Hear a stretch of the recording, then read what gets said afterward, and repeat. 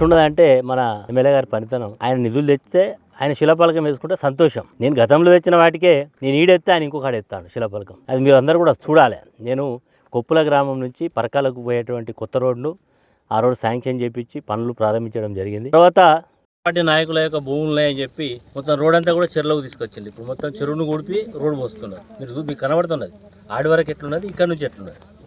అంటే దీన్ని బట్టి అర్థమైందంటే మేము అధికారంలో ఉంటే ఏదైనా మాఫ్, బారాకూన్ మాఫ్, వినకపోతే అధికారులను ఇక్కడ నుంచి ట్రాన్స్ఫర్ చేపిస్తాం.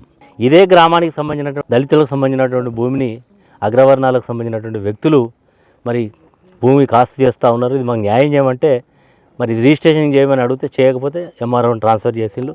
ఈక్వల్గా ఉండాలి. చెరువు ఈరోజు ఇక్కడ పోయడం వల్ల ఇక్కడే పక్కనే దళిత వాడ ఉన్నది. దీని యొక్క ఇంపాక్టు ఆ వాడ మీద కూడా పడే అవకాశం ఉంటుంది. కాబట్టి దీన్ని అన్నింటిని దృష్టిలో పెట్టుకోవాలి.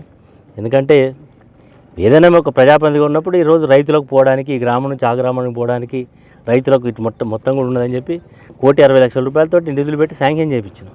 కానీ ఈరోజు ఇంత విచ్చలవిడిగా వ్యవహరించడాన్ని మేము తీవ్రంగా ఖండిస్తున్నాం. ఇప్పటికైనా అధికారులు, ఇరిగేషను, అదేవిధంగా పంచాయతీరాజ్ శాఖ అధికారులు, రెవెన్యూ అధికారులు దీని మీద సరిగ్గా స్పందించాలని సందర్భంగా కోరుతున్నాం.